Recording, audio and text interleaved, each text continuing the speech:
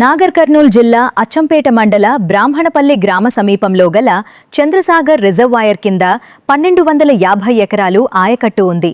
కానీ ప్రస్తుతం 550 ఎకరాలకు సాగునీటిని విడుదల చేస్తున్నామని అన్న స్థానిక ఎమ్మెల్యే వంశీకృష్ణ. ఈ ప్రాజెక్ట్ నిజాం పాలనలో 1947లో నిర్మించడం జరిగిందని, చంద్రసాగర్ రిజర్వాయర్ సామర్థ్యం మరింత పెంచి అమ్రాబాద్ మండలం నల్లమల ప్రాంతానికి సాగునీరు అందించటానికి ప్రయత్నిస్తానని అన్నారు. ఇటీవల కురిసిన భారీ వర్షాల ద్వారా చంద్రసాగర్ రిజర్వాయర్ నిండుకుండలా మారడంతో రైతుల పంట పొలాలకు నీటిని విడుదల చేయడంతో రైతన్నలు ఆనందం వ్యక్తం చేశారు. చంద్రసాగర్ రిజర్వాయర్లో 360 రోజులు రైతులు వాటర్ ఉండే విధంగా చర్యలు తీసుకుంటామన్నారు. రైతుల సంక్షేమమే ప్రభుత్వ ధ్యేయమని అన్నారు. ఎకరానికి 12,000 పెట్టుబడి సాయం, రైతు భరోసా, రుణమాఫీ వంటి పథకాలతో రైతులను ఆదుకున్నామని పేర్కొన్నారు.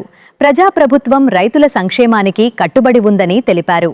సాగునీటి ప్రాజెక్టులను పూర్తి చేసి మరింత నీటి ప్రవాహం తీసుకొస్తామని ప్రజలకు హామీ ఇచ్చారు. నమస్కారం. ఇవాళ చంద్రసాగర్లో నీటి విడుదల చేస్తా ఉన్నాం. మరి దీని కింద ఆయకట్టు 1250 ఎకరాలకు ఆయకట్టు ఉంది. ఇది 1943లో స్టార్ట్ అయ్యి 1946లో ఇది కంప్లీట్ అయింది. ఇది అప్పటి ప్రభుత్వం నిజాం ప్రభుత్వం కట్టినటువంటి డ్యామ్ ఇది. ఈ హిందీ రిజర్వాయర్ కట్టిన తర్వాత ఆ డబ్బులు మిగిలితే ఇక్కడ తీసుకొచ్చి చంద్రసాగర్ కట్టడం జరిగింది. ఇది 0.26 TMC వాటర్ ఉంది. మరి ఇది 22 ఫీట్ల హైట్లో ప్రస్తుతానికి నీళ్లు ఉన్నాయి. ఇది మనం దాదాపు 12 ఫీట్ల వరకు వాటర్ వాడవచ్చు.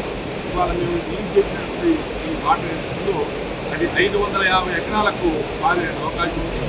ఇదే కాకుండా నిన్న మొన్న వచ్చిన ఫ్లడ్స్ నుంచి కానీ, లేకపోతే అక్కడ బాగులో ఉన్నటువంటి స్టాగ్నేటెడ్ వాటర్ కానీ ఇవన్నీ కలిసి మొత్తము 850 ఎకరాలకు ఇవాళ సాగునీరు ఇస్తూ ఉంది.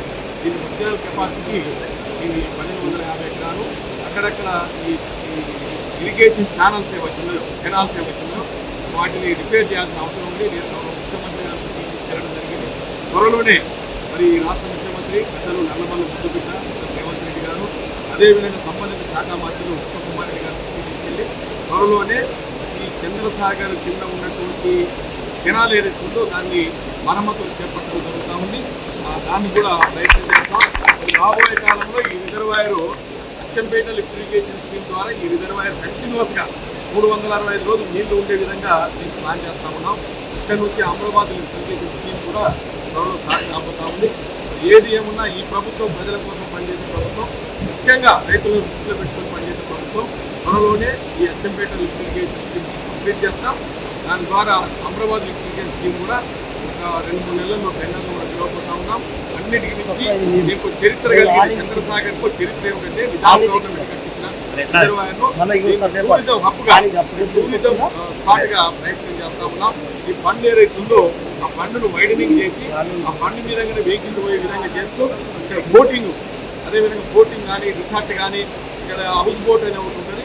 ఇక్కడ అలప్పి, కేరళలో ఉన్నటువంటి అలప్పి ప్రాంతంలో ఉందో అదే టైప్లో ఇక్కడ ఈ హౌస్ బోటింగ్ చేద్దామని గౌరవ మంత్రి గారు, టూరిజం డిపార్ట్మెంట్ ప్రకారావు గారు దాంట్లో మాట్లాడడం జరిగింది. అన్నిటి నుంచి ఇక్కడ చేపలు బాగా ఉత్పత్తి అవుతాయి. ఇక్కడ చేపల పెంపకం కేంద్రం కూడా ఉంది. దాన్ని కూడా త్వరలోనే రిపేర్ చేయించి గౌరవ మంత్రి